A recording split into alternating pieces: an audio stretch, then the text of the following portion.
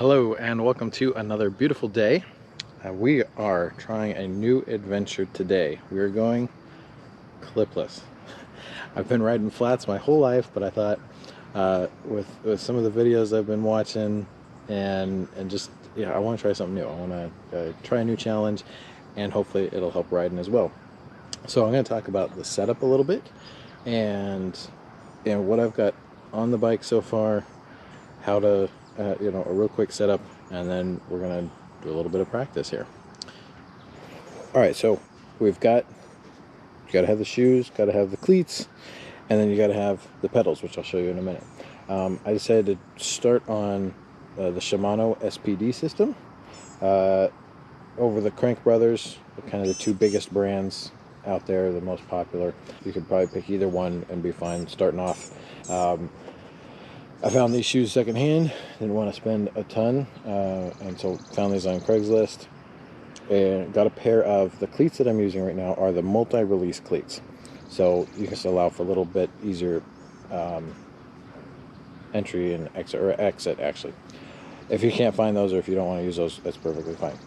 Now, the other thing here is obviously the pedals. So we got to have the right pedals for the cleats that you're using, and if you buy a new pair of pedals, they will always come with cleats. So I looked on Pink Bike, I looked on eBay, I looked on Craigslist, I looked on OfferUp. I just wasn't finding what I wanted there. So this is actually, I went to my LBS and I picked up a pair of new Shimano. These are what are they? PDM 530s. So they're not the lightest, but they are one of the least expensive. You can pay $180 for a pair of pedals, and I said, well, since I'm just starting out, I don't want to go too crazy in case this doesn't work out, although I think it'll be fine. So I got out on them yesterday, tried a little bit, had about 10 minutes before a huge thunderstorm rolled in, and I had to call it for the day. So I've been excited to get back out today and play with this a little bit, show you some of the beginning practice here, and then I'll actually go out for a little bit of a ride. And I've got a good sized hill over here, a little 100-foot climb with some switchbacks to see how it feels, working more of my leg muscles, not just the quads. All right, so the first thing that I'm gonna do, just to get a little comfortable with this and get the feel for it, is find something where I can either lean up against it, or a curb works nice to be able to put one foot down easier while you're sitting on the seat. You can lower your seat to make that a little easier too. I'm just going to practice clipping in and clipping out a few times, like 10, 15, 20, whatever, 30 times if you want on each side, to get a feel for how it works with these shoes. So I'm going to step in, find it, keep it close, push it down, pop it out this way. Now, so with these multi-release cleats, that's supposed to facilitate, I believe, a kind of back motion, which is actually harder for me to pull out that way, I'm finding, than just doing the heel out, kicking out this way. So if you can see here,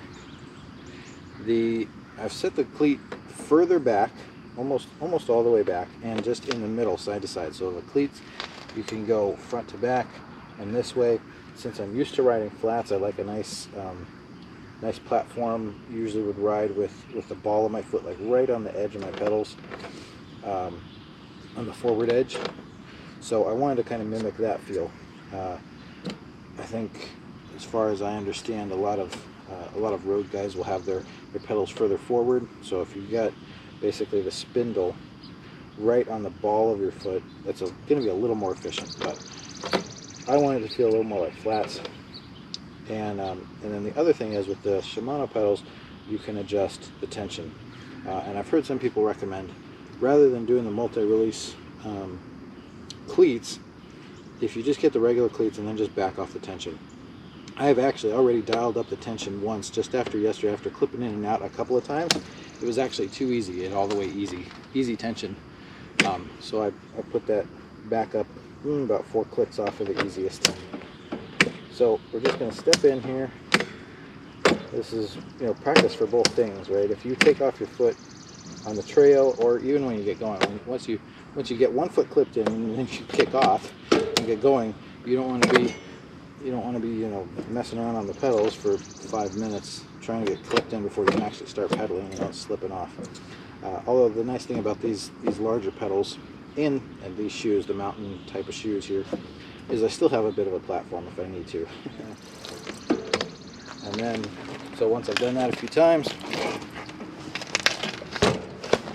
flip it around to the other side and just try the same thing.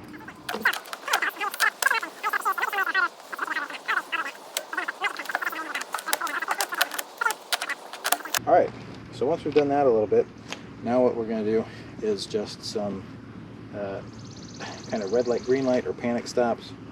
If you haven't seen Sid and Mackey's channel, and they've got a video on teaching one of their friends to go clipless. It kind of gives a good progression. That's pretty much what I'm going to follow here. Ride down the road, not very fast, and then pick a point. Basically, say 3, 2, 1. Put on the brakes and step out with one foot and try to set it down. And I'm going to do that both sides, going both ways. Now, if you have somebody to practice with, this is a good thing to ask them to do, is give you red light, green light, so that it's unpredictable and you slam on the brakes and step out, not when you're totally psyched and ready for it. But another thing that you can do is also just pick a spot, the manhole cover there, and as soon as you get to that point, that's when you're going to unclip. Flexible. There we go.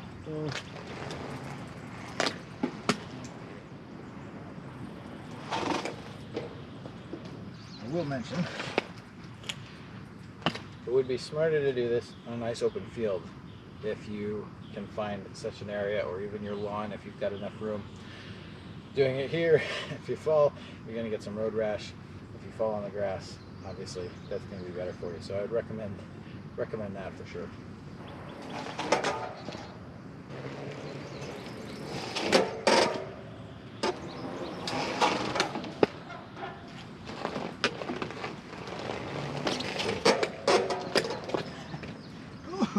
That was a closer. Almost went out. Got the right foot off the gas, leaning that way.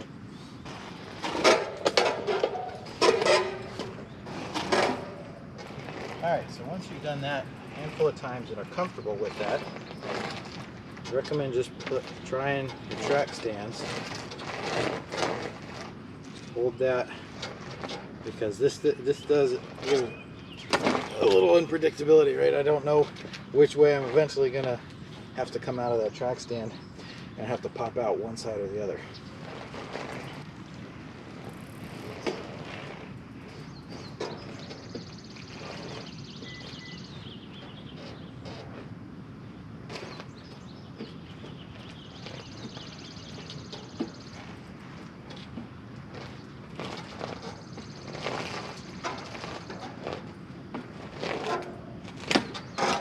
And there we go.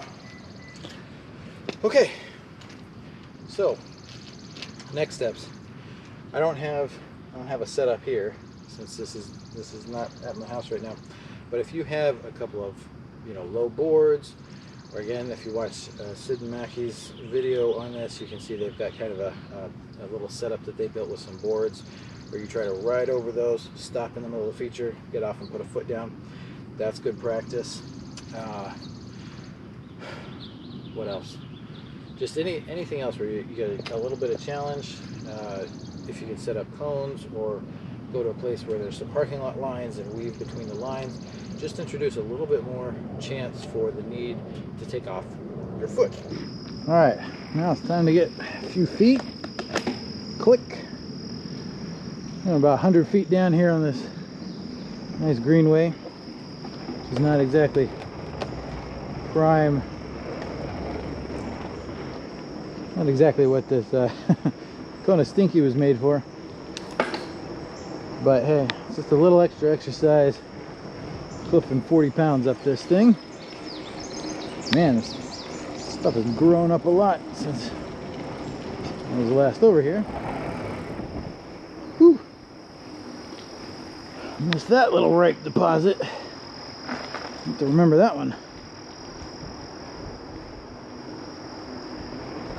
So, as far as my reasons for going clipless from flats, I grew up riding BMX freestyle and mountain bike. I always had flats, obviously, because this is my first time trying clipless.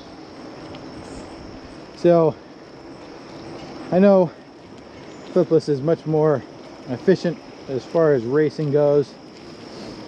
I don't race. I would like to. I'd like to do some enduro races, hopefully, sometime, although there's not much opportunity for that, especially now, but also out here in eastern North Carolina. But those kind of two parts. First part is just having that extra bit of power to get up and over obstacles, which you can see down there. That trail is a good example. it gets a little slippery. There's a real tight turn where it goes, you're going downhill, you go around a tree, and then it turns tightly uphill, and then there's a quick little jog over a rock. That kind of stuff to be clipped in and be able to just keep the pedal going, keep the wheels spinning over that type of thing, no matter what position your feet are in. That's the main reason for me, more so than efficiency on climbs. I think there's probably some data that says it is, but I'm not measuring watts on my stuff. I'm not at that level yet. So, I mean, heck, I'm pedaling 170 millimeter 40-pound downhill bike up a paved path. But so I'm obviously not going for max efficiency, but just to be able to get over that kind of technical terrain. Whereas if you're just on flats, you only have power on the downstroke, right? And if the time that you need power is not when your feet are in that good position, you have to back pedal real quick, stop, do a little track stand. It can be hard. Morning. So there's half of that is just the being able to get over stuff a little bit easier, be able to pull as well as push. And the other thing is, you know, the channels I follow on YouTube is Burn Peak Express and Sid and Mackey, GMBN, Pink Bike. I know most of those guys ride clipless, and so there's got to be something good about it. So half of the reason I wanted to do this is just for the challenge. Try something new. Mechanics wise, I'm comfortable on the bike, and this challenge to learn clipless is pretty much just clipless. I'm not also having to learn balance and braking and those things.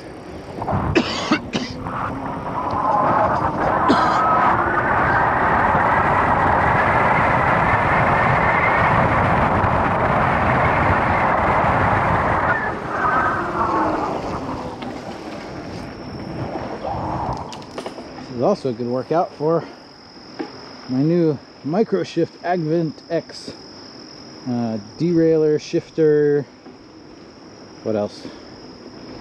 Cassette. So just got this installed recently. 160 bucks for the whole group set there. Obviously not including cranks. But going from on this bike was a 2x9, I believe. 9 and yeah, I think it was 9, maybe 8. It was getting clunky. I'd replaced the shifter cables, and still within a handful of rides it was clunky. I mean, it was what, 15-year-old Dior stuff. So it was time, and I knew I didn't need to go to anything crazy, 12 speed, and I needed something that I didn't have to swap out the rear hub. So I needed something that fit on the old Shimano driver body, and this thing fit the bill, and it has been great. I've got all the low range I need. And I'll show you after I get around this curve. I'll put it into one. And it's got multi downshift, which I don't. My other one was single click. Oh, still got one more. All right, this is in the first gear. Super steep right here. No, it never shows well on camera unless you had 3D or something. But this is a nice grade. Like running up this thing is no joke. If I hadn't just done that, I could go up here without hardly breaking a sweat in this low gear. I forget what. Oh, what is it? Maybe a 48 on the biggest cog there. I forget what the bottom one is. It's a little. I get tapped out a little easier on the high end, but that's also because I went from the double chainring in the front to a 32, I think, and the double chainring, the larger one on this bike, was a 36. So there have been some times so far, just in the past month, that, you know, riding downhill something fast on the street that I want another gear, but that's faster than I get going on any trails around here anyway. So, and this low gear is really lower than I need anywhere around here anyway. So 10 speed, I don't feel like I'm suffering at all for not having 11 or 12. And again, for being able to just slap this on, I got much nicer shifting. Didn't have to replace anything else. Now, obviously it's made for 1x, so if you've got a 2x setup, I'd recommend taking all that front derailleur off before you retrofit this AdventX. But 1 mile.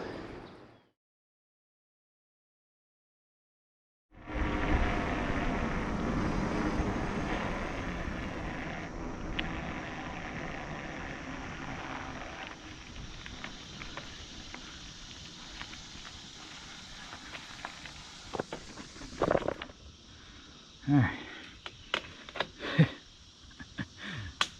Probably don't even have the traction for this, much less energy.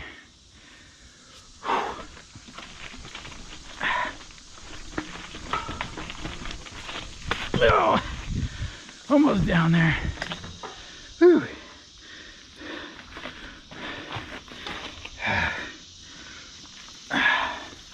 This. Probably not to be ridden this way. Humidity jumps 10%, which means it's at 110.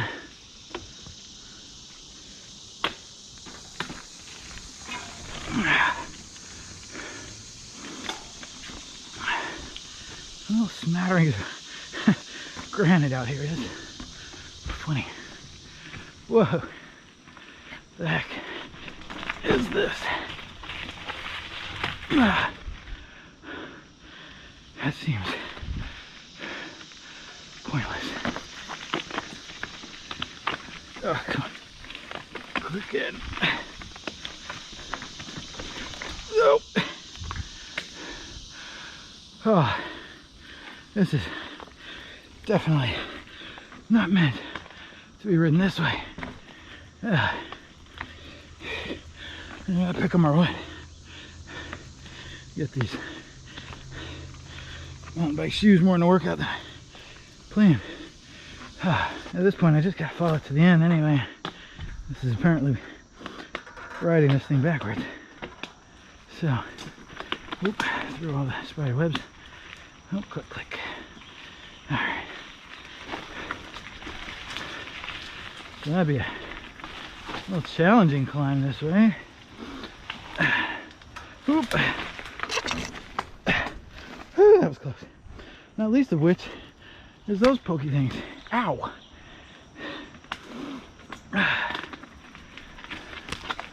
Alright. This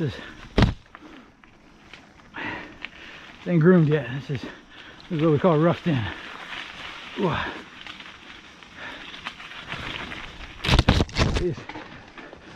These are the parts right here that will just kill you. Rocky and loose off camber.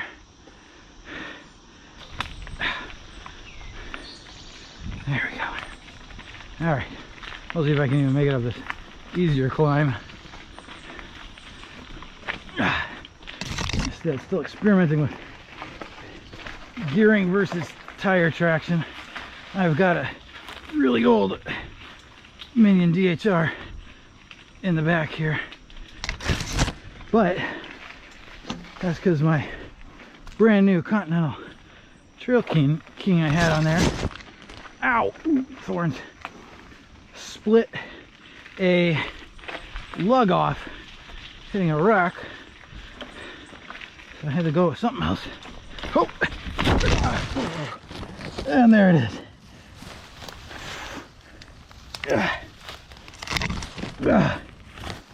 So, question is, how much poison ivy did I just land? Still, that's going to be sufficient reason for a good scrubbing. Biology tip of the day: I learned, if you get poison ivy or think you've been exposed to it, forget all about those fancy creams and whatever else. Just scrub it really good with a washcloth in the shower, like 3 times.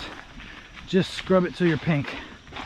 Get off that infected outer layer of skin, and you should be fine. Okay. Oh, I wish I had a dropper seat post.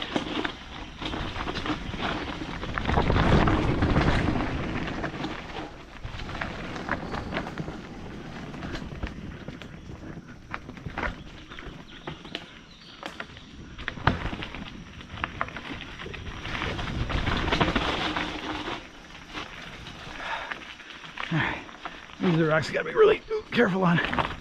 These are the tire slicers right there. Made it. That was fun. That was also a downhill fall. That could have been bad. There's rocks under those weeds. Thankfully there wasn't. And all's well. That ends well. Alright, so that'll do it for today. That was, let's see, what do we got? 6.8 miles. I was mostly doing this today. Yes, I wanted to get a feel for the cliffs.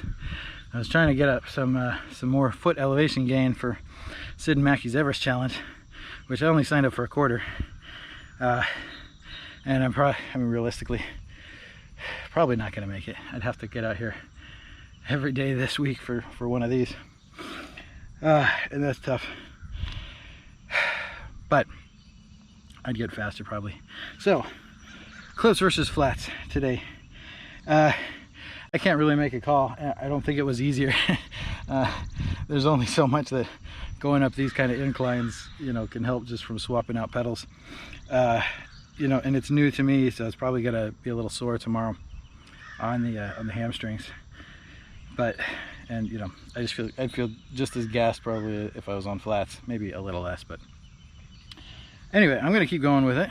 I'm gonna keep practicing with my clipless, and you know, I did notice it a couple times. It's easier to keep the spinning going, which is again one of my main goals with this. But I'm good. A little bit bloody, a lot sweaty. Time to go home and get a shower, do a little house church with the fam, and hopefully relax a little bit. Super glad to have my plexus active after something like this. It's good for pre-workout, it's good for post-workout, and it tastes great. All your gyms closed due to the virus? No problem. Just find yourself a 15-year-old downhill bike and press.